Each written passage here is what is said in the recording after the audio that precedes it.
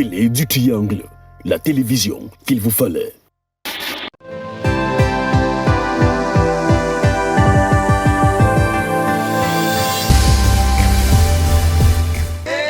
J'étais abandonnée. Tout le monde à la fin. Cette femme, du nom de Marie-Pascaline Dié, avait été abandonnée par sa famille. Tout le monde, et même par son mari. Elle était seule au monde à cause des vilaines maladies. Tout avait commencé après une intervention chirurgicale suite à une grossesse extra. J'ai été opérée pour une grossesse extra il y a de cela 10 ans. Après cela, je saignais, le saignement a commencé, je pouvais saigner pendant 2 semaines. Et en un mois, je saignais 2 fois. Je suis partie à l'hôpital.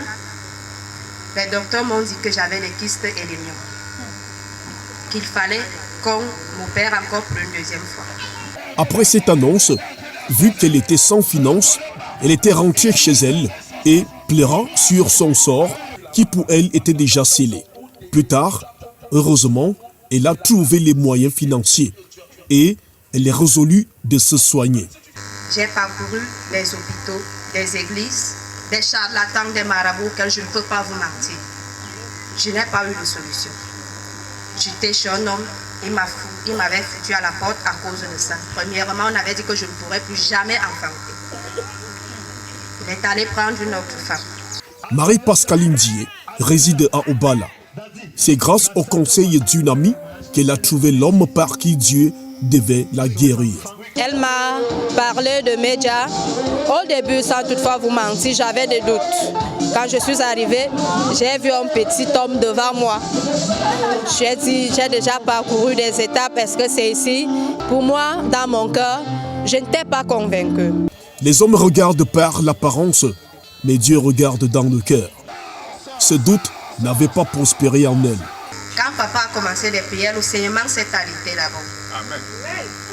Jusqu'à aujourd'hui, je saigne déjà normalement comme toute femme. Il y a de cela 1 semaine, quand je suis partie à l'hôpital, le docteur me dit que je n'ai plus de myome, ni de kyste. Elle est allée à l'hôpital du district de Bala, à celui de Yaoundé, où elle a fait l'échographie. Les résultats ont confirmé qu'elle n'a plus de kyste ni de myome. Jeudi dernier, le médecin de l'hôpital des Phoques a confirmé la même chose. Son mari est revenu et en juin 2024, ils convoleront en juste noces. Ce témoignage a été fait lors du culte de dimanche 28 janvier 2024, dont le thème était « Je traverse le Jourdain ». Le prophète Jérémie Medja s'est appuyé sur le livre de 2 Rois, chapitre 2, du verset 1 à 10, pour enseigner et exhorter le peuple de Dieu rassemblé à Obala, à travers les manteaux qu'avait béni l'homme de Dieu et que chaque fidèle posait sur sa tête, l'Éternel a opéré de nombreux miracles. Je transfère le feu. Quand le manteau commence à chauffer sa tête.